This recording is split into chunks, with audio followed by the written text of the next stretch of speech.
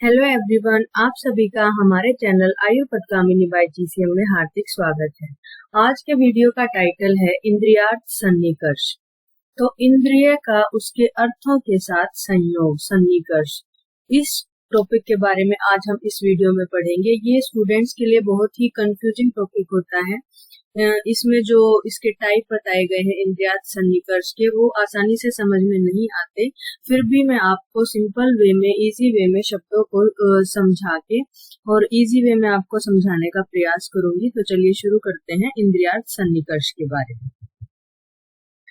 सबसे पहले जानते हैं इंद्रियार्थ सन्निकर्ष क्या है। तो अगर हम शब्द को ही देखें इंद्रियार्थ सन्निकर्ष, तो इसमें क्या क्या है, इंद्रिय है, अर्थ है और सन्निकर्ष है। तो हम सबको पता है इंद्रिय क्या है, सेंस ऑर्गन्स है। अर्थ क्या है, उनके विषय है, यानी कि जो वो काम करती हैं, जिस विषय को वो ग्रहण करती हैं, शब्द स्पर्श रूप रसगंध आदि। और सन्निकर्ष का अर्थ हम सभी को पता है क्या होता है, संयोग संबंध होता है। तो क्या है, इंद्रिय और अर्थ के बीच में जो संयोग होता है, इंद्रिय और अर्थ के बीच में जो संबंध होता है, जिसके द्वारा हमें क्या होता है, ज्ञान की प्राप्ति होती है। जब इंद्रियां अपने विषय के साथ संयोग करेंगी तभी हमें ज्ञान की प्राप्ति होगी।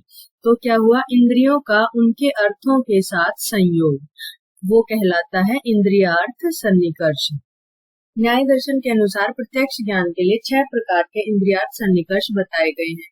तो हमने प्रत्यक्ष की डेफिनेशन में भी पढ़ा था, आत्म इंद्रिय मनो अर्थानाम सन्निकर्षात्। तो क्या है, आत्मा, मन, इंद्रिय और उनके अर्थों के साथ जब संयोग होगा तो तब हमें क्या होगा, प्रत्यक्ष ज्ञान की प्राप्ति होगी। तो इंद्रियों का उनके अर्थों के साथ संयोग होना बहुत ही जरूरी है।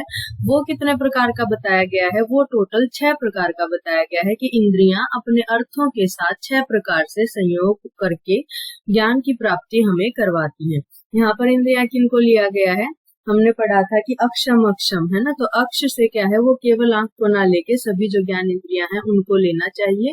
तो आंख, नाक, कान, त्वचा आदि जो सारी ज्ञान इंद्रियां हैं उनका यहाँ पर वर्णन किया गया है। वो 6 प्रकार से अपने सभी विषयों से संयोग करके हमें ज्ञान की प्राप्ति करवाती है। वस्तु का ज्ञान 3 प्रकार के सन्निकर्ष के कारण होता है। तो 3 फेजेज में, यानी कि हम कह सकते हैं 3 प्रकार के संयोग होते हैं, तब हमें टोटल जो प्रोसीजर है उसके थ्रू ज्ञान की प्राप्ति होती है। फर्स्ट क्या होता है कि आत्मा और मन का संयोग होता है। फिर मन क्या है, इंद्रियों को प्रेरित करता है। हमने पढ़ा था कि मन क्या है, उभय इंद्रिय है, क्योंकि वो ज्ञान इंद्रियों को भी प्रेरित करता है और कर्म इंद्रियों को भी प्रेरित करता है। तो फिर मन इंद्रियों को प्रेरित करेगा। तो दूसरा जो सन्निकर्ष है वो किसके बीच में होगा, मन और इंद्रियों के बीच में। और अंत में जो फाइनल संयोग किसके बीच में होगा, इंद्रियों का अपने विषयों के साथ जो संयोग होगा। तो 3 सन्निकर्ष होंगे, पहला आत्मा और मन का, दूसरा मन और इंद्रियों का, और तीसरा क्या होगा, इंद्रियों का अपने अर्थों के साथ, अपने विषयों के साथ सन्निकर्ष होगा। तो मेन इसमें क्या है, ज्ञान का मुख्य स्रोत इंद्रियां और इंद्रिय अर्थों का सन्निकर्ष है। वो ही हम पढ़ेंगे। वो कितने प्रकार का बताया गया है, 6 प्रकार का बताया गया है। कौन कौन सा, संयोग, संयुक्त समवाय, संयुक्त संवेद समवाय, समवाय, संवेद समवाय और विशेषण विशेष्य भाव। तो चलिए एक एक करके हम इसको पढ़ेंगे। पहला है संयोग सन्निकर्ष। तो संयोग और समवाय, ये हमने पहले पदार्थ विज्ञान की जो वीडियोस हमारे चैनल पे आई है उनमें हमने पढ़ा है कि संयोग ऐसा होता है जिसको अलग किया जा सकता है, और समवाय वो चीज होती है जो कि नित्य होती है, उसको कभी अलग नहीं किया जा सकता। तो संयोग सन्निकर्ष, अगर हम शब्द का अर्थ समझें तो संयोग हो रहा है इंद्रिय का अपने अर्थ के साथ, और ऐसा संयोग है कि जिसको तोड़ा भी जा सकता है, जिसका विभाग भी हो सकता है। तो इंद्रिय और वस्तु का सीधा संपर्क जब होगा तो उसको क्या कहेंगे, संयोग सन्निकर्ष कहेंगे। तो नेत्र के केस में हम देखें तो आंख जब घड़े को देखती है तो आंख का घड़े के साथ जो है वो सीधा संबंध हो रहा है। तो आंख ने घड़े को देखा, तो इंद्रिय ने किसी वस्तु को देखा, तो उसको क्या कहेंगे, हम संयोग सन्निकर्ष कहेंगे। इसके और भी एग्जाम्पल, जैसे कि आंख ने यहाँ पर वस्तु दिखाई गई है, फूल को देखा, और जो त्वचा है उसने कोल्ड वाटर को टच किया तो उसका प्रत्यक्ष किया। तो जब जहाँ पर इंद्रिय का किसी वस्तु के साथ सीधा जहाँ संबंध होता है तो उसको क्या कहेंगे, संयोग सन्निकर्ष कहेंगे। सिंपल है, वर्ड से ही पता चल रहा है, जहाँ पे संयोग होगा, और संयोग कैसा होगा, जिसका विभाग भी हो सकता है, यानी कि वो जो कॉन्टेक्ट हुआ है वो टूट भी सकता है। इसका एग्जाम्पल चक्षुषा घट प्रत्यक्ष जन्य अत्र यह सन्निकर्ष सह संयोग सन्निकर्ष। तो वही अभी हमने बात करी कि चक्षु से घट का जो संबंध होता है वो क्या है, संयोग सन्निकर्ष है। Contact of skin with the surface, ये कुछ इसके एग्जाम्पल्स हैं। फिर दूसरा है संयुक्त समवाय सन्निकर्ष। तो जो संयोग था उसको आप संयुक्त भी याद करें कि जो संयोग सन्निकर्ष पढ़ा था, संयोग है वही संयुक्त। ऐसे समझने के लिए हम इनको याद करेंगे कि जहां जहां पे संयुक्त आएगा आप उसको संयोग सोच के चलेंगे। तो संयुक्त समवाय सन्निकर्ष। अब ये सेकंड टाइप है, इंद्रियों का किसी ऐसे वस्तु के साथ सन्निकर्ष जिसका संयुक्त के साथ समवाय संबंध हो। तो अभी हमने क्या पढ़ा था, इंद्रिय का वस्तु के साथ संबंध। यहाँ पर संयुक्त किसको कहा गया है, वस्तु को। ठीक है, तो जिसका संयुक्त के साथ समवाय संबंध हो। अब जो वस्तु है उसके साथ किसका समवाय संबंध होगा, तो कोई भी द्रव्य है तो उसमें रहने वाले जो गुण हैं उनके साथ जो गुण हैं उस द्रव्य में समवाय संबंध से रहते हैं, यानी कि गुण को कभी भी द्रव्य से अलग नहीं किया जा सकता। तो इसका जो टाइप, इसका जो नाम है वो क्या है, संयुक्त समवाय सन्निकर्ष। तो इंद्रिय का संयुक्त यानी कि उस वस्तु में रहने वाली किसी ऐसी चीज के साथ संपर्क हो रहा है जो समवाय संबंध से उसमें रहती है, यानी कि उस वस्तु के गुण के साथ इंद्रिय का संबंध हो रहा है। अतः इंद्रियों का द्रव्य के गुण के साथ जो सन्निकर्ष है वह संयुक्त समवाय सन्निकर्ष है। इसका एग्जाम्पल क्या है, घट रूपस्य प्रत्यक्षम येन भवति स संयुक्त समवाय सन्निकर्ष। चक्षु का घट के रूप के साथ जो संयोग है उसे संयुक्त समवाय सन्निकर्ष कहते हैं।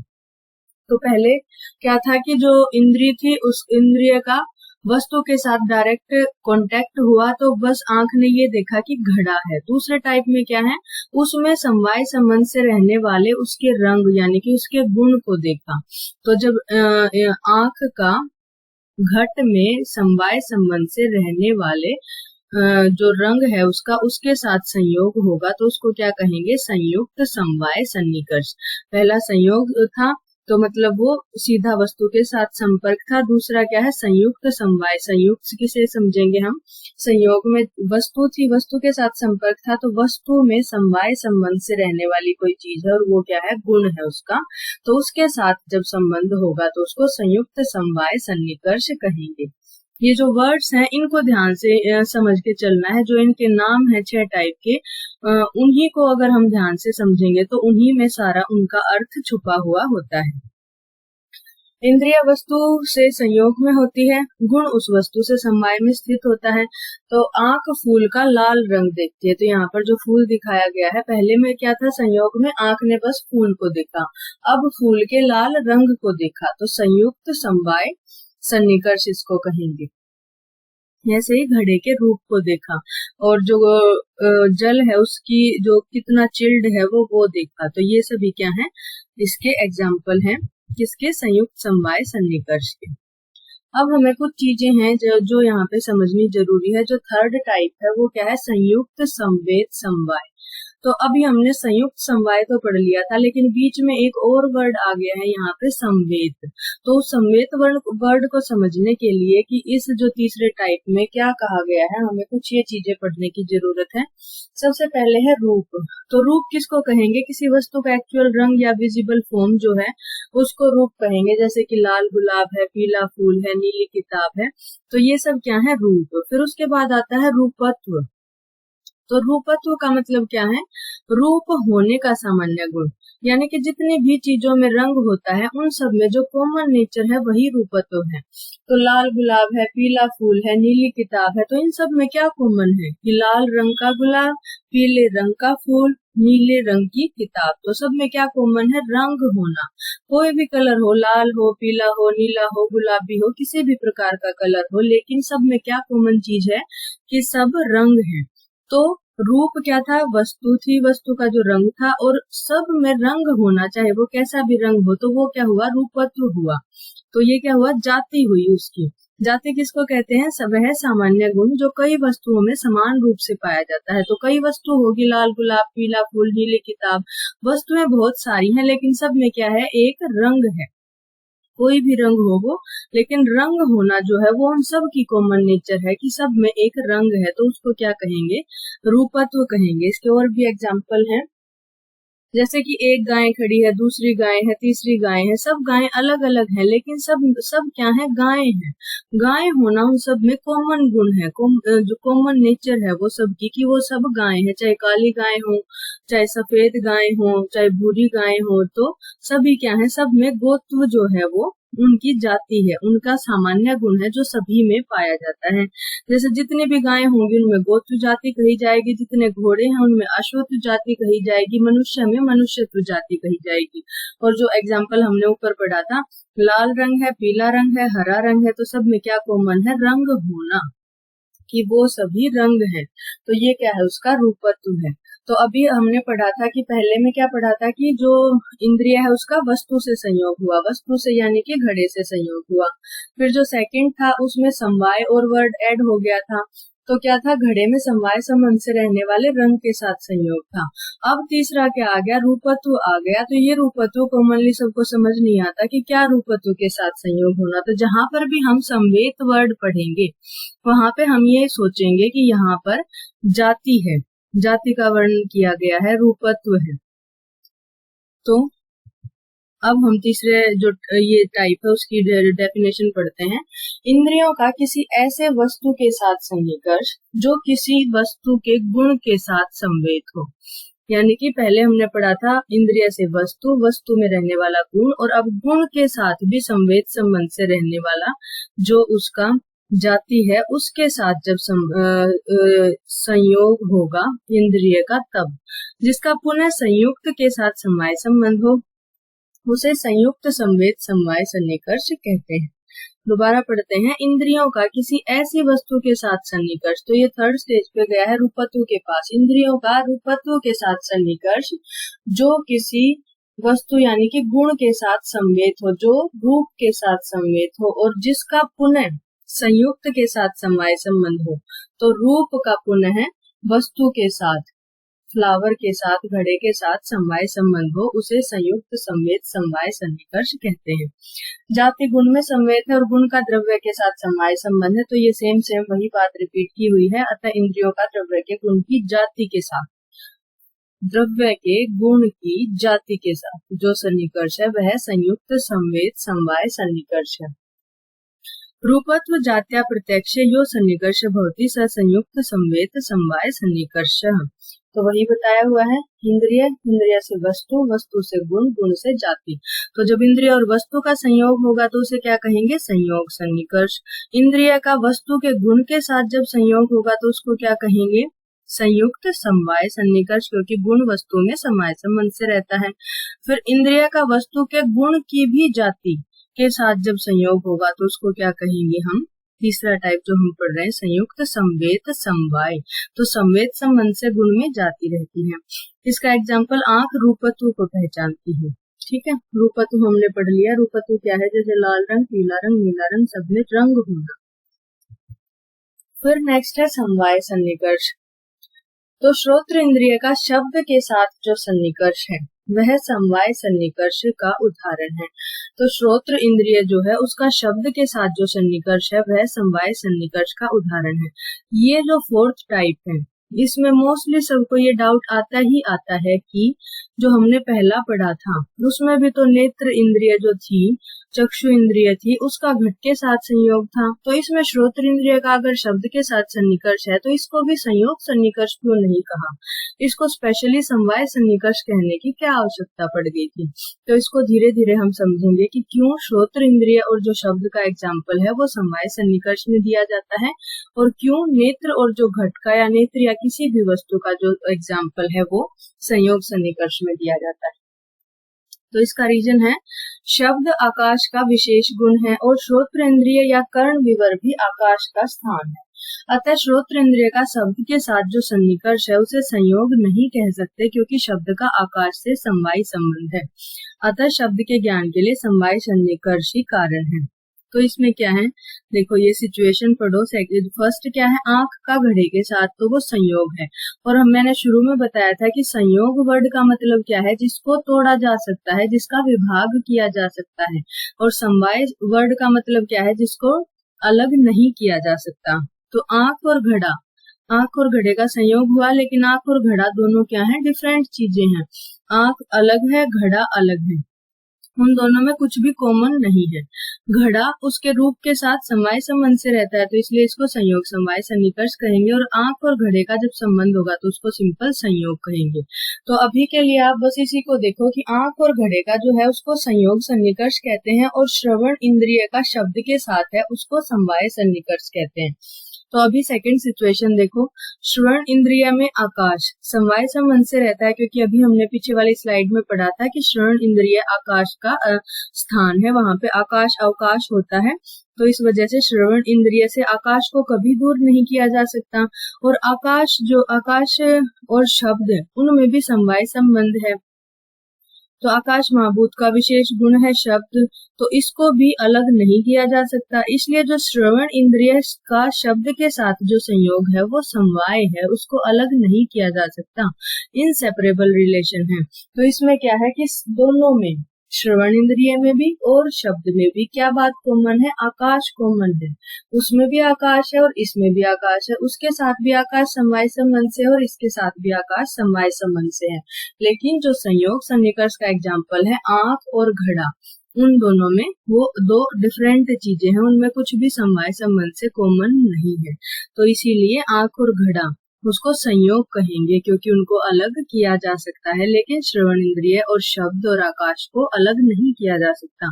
इसीलिए इस फोर्थ टाइप में श्रवण इंद्रिय के बारे में ही बताया गया है, श्रवण इंद्रिय का ही एग्जाम्पल संहिता में दिया हुआ है। और इसका एक ये अर्थ भी समझो कि हमारा जो टाइटल है वो है इंद्रियार्थ सन्निकर्ष, तो सभी ये 6 टाइप इन्होंने टोटल बताए हैं, जिससे जो 5 ज्ञान इंद्रियां हैं वो हमारी अपने विषयों से संयोग करती हैं। तो जो श्रोत्र इंद्रिय है वो इस तरह से संयोग करती है, इसीलिए इसको अलग से एक टाइप बताया गया है, जिसका नाम दिया गया है समवाय सन्निकर्ष। अविभाज्य संबंध है, एग्जाम्पल कान शब्द को सुनता है, शब्द और आकाश, शब्द को आकाश का गुण कहा जाता है, और जो कान है उसका शब्द से रिलेशन है, जो हमने अभी समझा था कि श्रवण इंद्रिय में आकाश समवाय से, और आकाश का गुण किसको कहा गया है, शब्द, तो दोनों में आकाश कॉमन है, इनको अलग नहीं किया जा सकता। अगर इंद्रिय पहले वस्तु से टकराती है और फिर गुण तक पहुंचती है तो संयोग समवाय, क्योंकि यही हमने समझा था कि पहले वस्तु से संयोग हुआ तो उसको संयोग कहेंगे, और फिर वस्तु के गुण तक हुआ तो उसे संयोग और समवाय कहेंगे, क्योंकि गुण जो है वो वस्तु में समवाय संबंध से रहता है। अगर इंद्रिय सीधे उस चीज से जुड़ी है जिसमें गुण है, डायरेक्ट गुण से जुड़ गई, बीच में वस्तु नहीं आई, डायरेक्ट गुण से जुड़ गई, तो उसे ओनली क्या कहेंगे, समवाय समवाय कहेंगे, क्योंकि वस्तु इसमें नहीं आई तो संयोग वर्ड इसमें नहीं है। फिर है संवेद समवाय सन्निकर्ष, तो मैंने बताया था जहां पे संवेद आ जाए आप वहां पे क्या समझना कि वहां पे जाति का वर्णन है।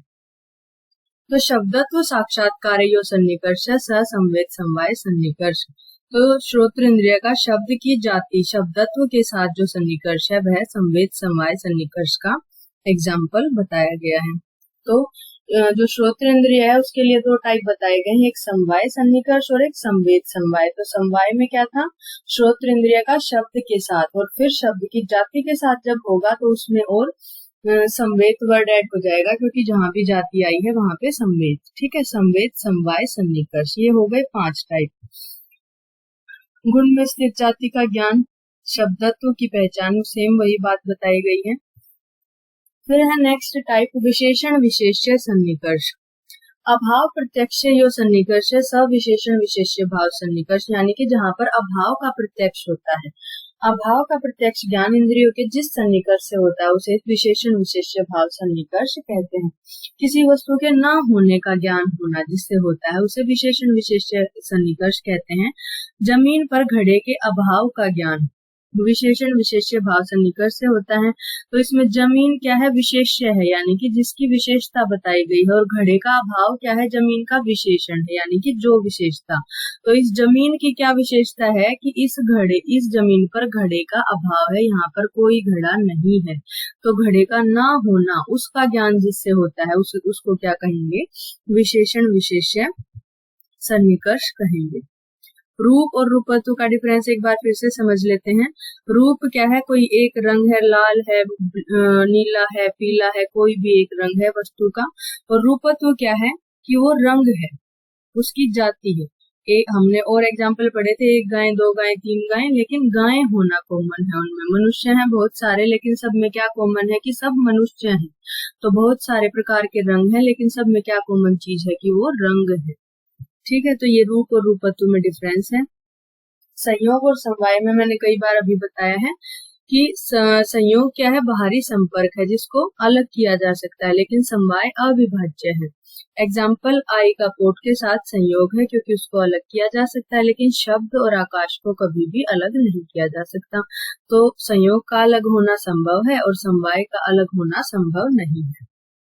अब इंद्रियार्थ सन्निकर्ष के जो 6 प्रकार हमने पढ़े हैं, ये बहुत ही कंफ्यूजिंग होते हैं, इसलिए एंड में फिर से एक बार इनको हम रिवाइज कर लेते हैं।